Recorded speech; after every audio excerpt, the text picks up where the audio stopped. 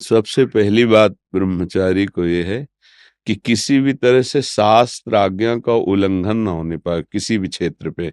जैसे स्वाभाविक आकर्षण होता है पुरुष शरीर का स्त्री शरीर में, स्त्री शरीर का पुरुष शरीर में, और इस आकर्षण में यदि हम नजदीकीपन बनाए तो हम ब्रह्मचारी नहीं रह सकते हैं।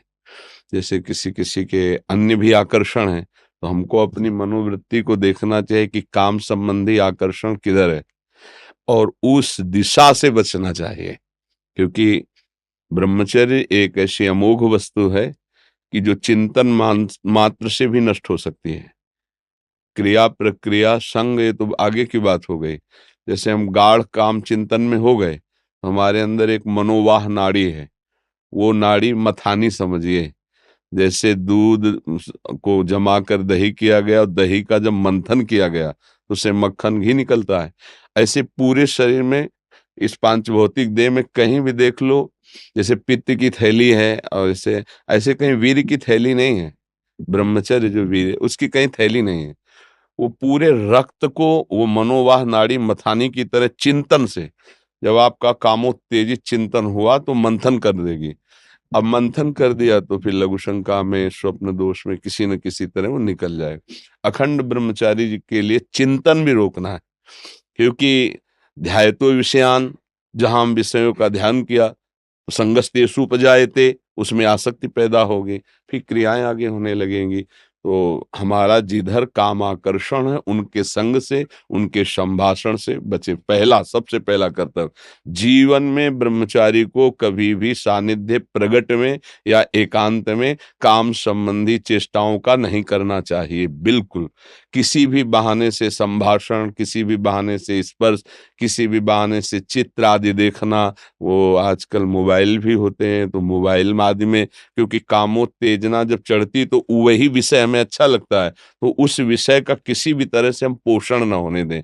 ये पक्की जीवन की बात समझ ले। अगर ब्रह्मचर्य रहना है तो विपरीत आकर्षण जो हो रहा है उससे हमें दूरी बना के रहना। अगर तनिक भी सिद्धि कोई दिखाए तो गिर ही जाएगा, वो भ्रष्ट ही हो जाएगा।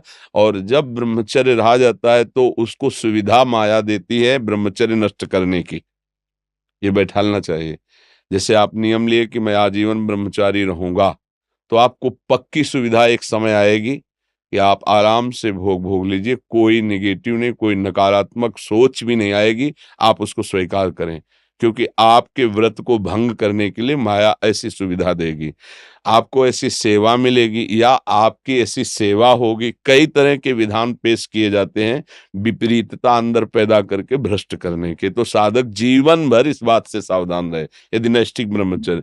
दूसरी बात, जब हम स्नान करें तो नाभि देश को बहुत ठंडा करें।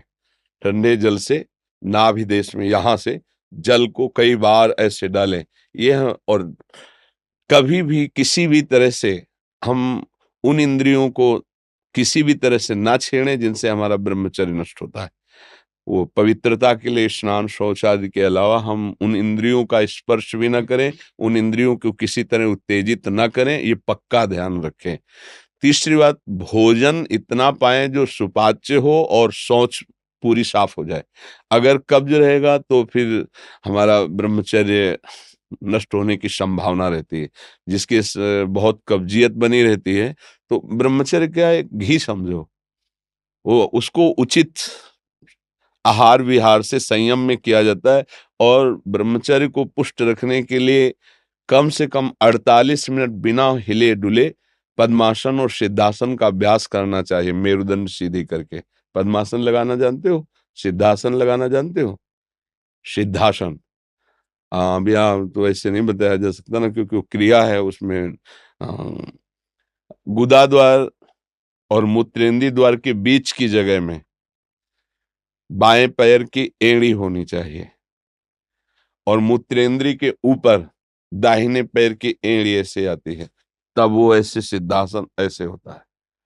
ऐसे 48 मिनट बिना हिले डुले सिद्धासन और पद्मासन का अभ्यास करे, आहार शुद्ध रखे, तो ब्रह्मचर्य ऊर्ध्वरेता होता है। जो ब्रह्मचारी है उसका ऊर्ध्वगामी वीर हो जाता है, फिर वो अधोगामी नहीं होगा। यदि अधोगामी शुरू हो गया है तो ऊर्ध्वगामी करने में बहुत कष्टप्रद। अभी आपकी नवीन अवस्था है, बहुत बढ़िया अवसर है जीवन को ब्रह्ममय बनाने का। तो खान पान में खटाई, अधिक मिठाई, वो पदार्थ जो कब्ज बना दे, गरिष्ठ हैं, उनका त्याग। ब्रह्मचारी का मतलब एक बीमार अवस्था वाले का जैसा भोजन है, जितने से हमारे प्राणों का पोषण हो जाए, सात्विक भोजन। अब होटलों का भोजन खावे, खूब मिठाइयाँ खावे, सोचे ब्रह्मचारी रह जाए तो असंभव है। हाँ, मीठा आदि कभी थोड़ा लघु मात्रा में, खटाई तो बिल्कुल त्याज्य है, बासी अन्न त्याज्य है, अपवित्र स्थिति में बनाए गए अन्न का त्याग है। तब हमारा विचार शुद्ध होगा, तब सच्चा ब्रह्मचर्य है हर इंद्री का। वाणी का ब्रह्मचर्य व्यर्थ का बकवास नहीं, भगवत चिंतन, हितकर मधुकर वाणी। नेत्रेंद्री का ब्रह्मचर्य, सब में भगवत भाव देखना, कहीं कोई काम आदि की चेष्टा को ना देखना। श्रवणेन्द्री का भगवत चर्चा सुनना, शास्त्र चर्चा सुनना, व्यर्थ की बातें ना सुनना। ऐसे हर इंद्री का ब्रह्मचर्य हो जाएगा, तो ब्रह्मचर्य का मतलब ब्रह्म में ही स्थित महापुरुष। सच्चा ब्रह्मचर्य का स्वरूप है ब्रह्म में स्थित महापुरुष, तो वह पहुंचा देगा। ब्रह्मचर्य बहुत आवश्यक है, सबको आवश्यक है। गृहस्थ में उचित ब्रह्मचर्य है, विरक्त में नैष्ठिक ब्रह्मचर्य है, आजीवन ब्रह्मचर्य। जो ब्रह्मचर्य का महत्व नहीं रखते हैं, उनका जीवन कूड़ा हो जाता है, उत्साहहीन, और कई तरह के ऐसे महान दोष उत्पन्न हो जाते हैं ब्रह्मचर्य की हानि से। तो ब्रह्मचर्य की हानि ना होने पाए ऐसा आहार, और शयन करने में दाई करवट का ज्यादा प्रयोग करें, दाई करवट का। और शयन 5 घंटे से अधिक नहीं, 24 घंटे में 5 घंटे शयन पर्याप्त है। फिर आगे चल करके तो और संयम हो जाता है। अब जैसे अपने लोग 8 या 9 के बीच में शयन करते हैं, 12 बजे बैठ जाते हैं। किडनी खराब है फिर भी उसका आश्रय लेकर के, जैसे अभी ये आश्रय इसीलिए इसका लिए हुए हैं कि उस पर वजन न पड़े। नहीं, ये सब थोड़ी आवश्यकता है, सोफा और तकिया इनकी थोड़ी आवश्यकता है अपने यार। अब ऐसे बैठे तो फेल किडनी है, वो जो सेवाएं बन रही वो नहीं बन पाएंगी। तो हर समय जब आप बैठे तो मेरुदंड सीधा, इसका ध्यान रखें, आगे नासाग्र दृष्टि रखें, और सावधानी से शयन करें। शयन करते समय बड़ा खतरा है।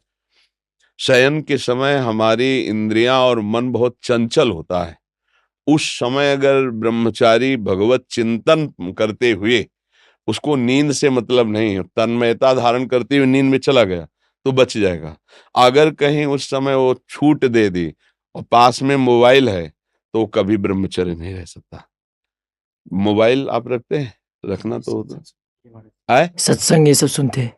हाँ, सत्संग सुनते, पर है बहुत खतरा पास में रहने पर। क्योंकि देखो, जो शास्त्रीय पद्धति है, गोस्वामी जी कह रहे हैं, तुलसीदास जी, जो चाहे आपन कल्याणा, सुजस सुमति शुभ गति शुभ नाना, सो पर नारी लीलार गोसाई, तजो चौथी के चंद्र की नाई। जैसे चौथ के चंद्रमा को देखने के लिए कलंक बताया जाता है, ऐसे बोले माताओं बहनों की तरफ एकाकार दृष्टि करके देखोगे तो तुम्हारे अंदर दोष उत्पन्न हो जाएगा।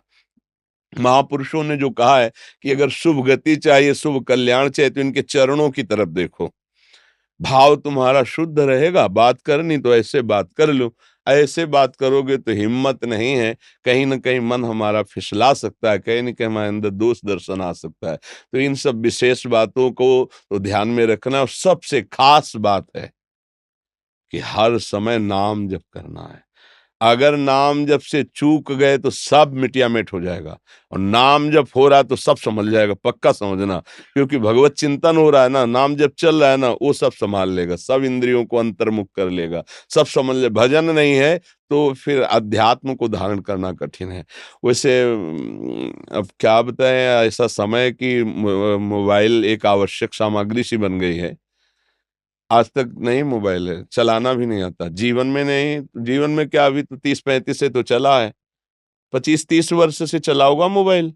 पीछे तो हमने कभी मोबाइल नाम सुना ही नहीं था। तो आधुनिकता अभी 25-30 वर्ष से इतनी बढ़ती बढ़ती चली गई कि जन जन के हाथ में हो गया ये। तो ना कभी रखा है, और भगवान कृपा करे ना आगे कभी रखना पड़े।